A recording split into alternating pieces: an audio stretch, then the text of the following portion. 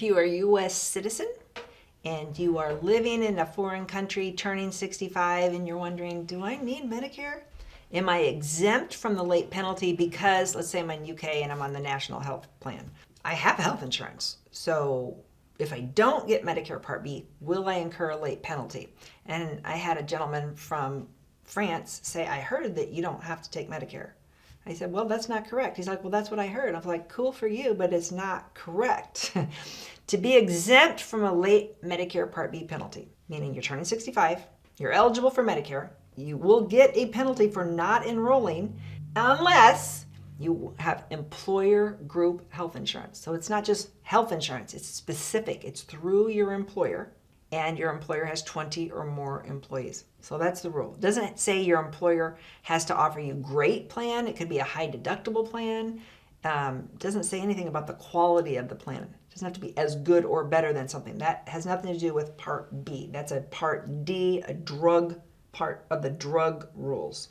For Part B, you have to have employer group health insurance through your employer, actively employed, or through your spouse's employer. So if I'm living in England and I get health insurance for free and I turn 65, you need to decide, are you ever going back to the US for healthcare? And if you say, no, I'm always going to live here the rest of my life, I will never go back. If I get cancer, I'm staying here.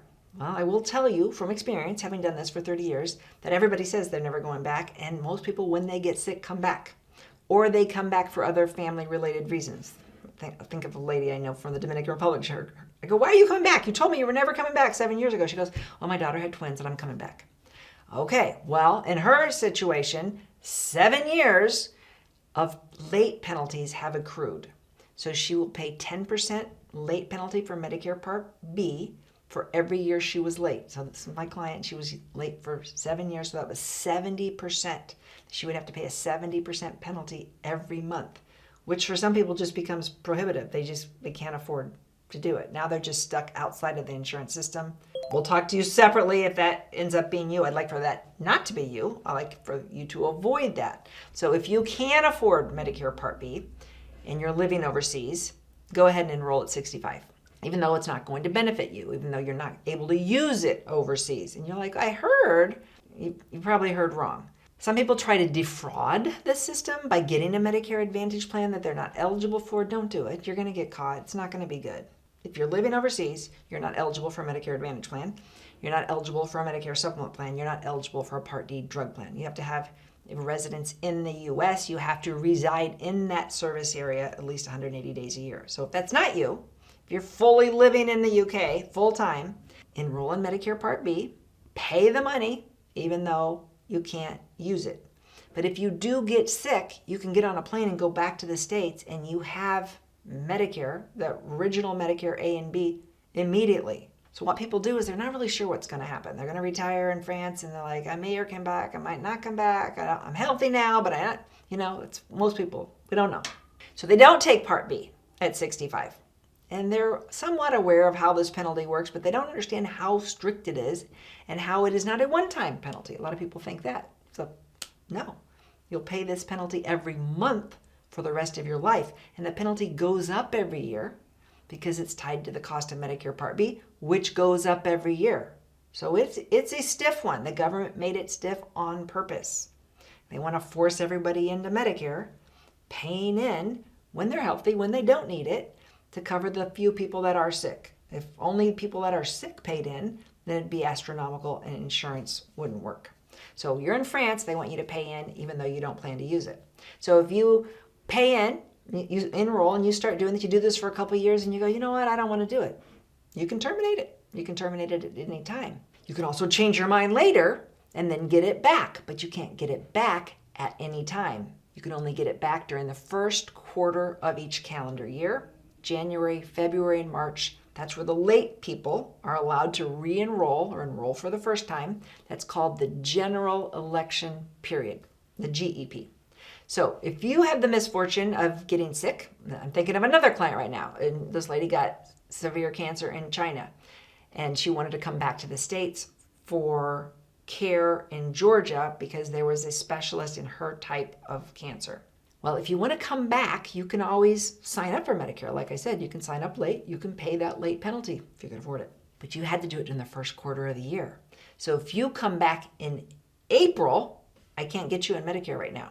You have to wait until the first quarter of the following year to get your Part B started. So you need to understand that when you decline to take Medicare at 65 and you're living overseas, or before you cancel Medicare overseas because you're like, oh, I've been paying for this and I haven't used it.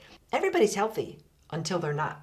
Nobody plans to get these diseases, They just happen. So you have to, like I always say, the safe thing to do is to buy the best insurance you can afford. That's up to you. That's your budget. Only you know if you can afford to live in Thailand and pay $200 a month for Medicare Part B, which is wasted, right? And then Part B is going up every year. So it's only about $200 for the average person in 2026. But what's that going to look like in a couple years, right? So I armed you with the correct information. Do with it as you will. There is no right answer because your plan might work out. You might live in Thailand for the rest of your life, never get sick, die in your sleep. That's the dream, right? You might live in France for the rest of your life, but if you do get sick, you're happy with the healthcare available there.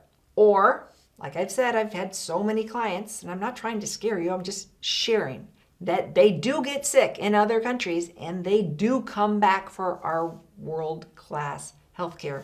They want to come back just to be closer to their family for their healthcare. There's a variety of reasons that people come back. If you've qualified for Medicare, you will be able, again, not necessarily at any time of the year, but you will be able to reap those benefits, enroll and get your Medicare Part B, but it might come with a very stiff late penalty. And I'm not even broaching the subject of Medicare Part D, the drug benefits, and the late penalty that also accrues if you don't take Part D when you're first eligible. So if you learned something, share this with your friends and family. Everybody you went to high school, they're the same age. They have the same type of Medicare questions. It helps me put out these videos. If you like it, if you share it, if you follow the channel, you know what to do. If you like this video, you might really like this video. Check it out. And we'd appreciate if you subscribe to our channel so you never miss a great video. We put out one every week. Check in the description below this video for a link to our cheat sheet on Social Security and Medicare. And you can also give us a comment. If you have a specific question, always feel free to call us or email us at the Medicare Family.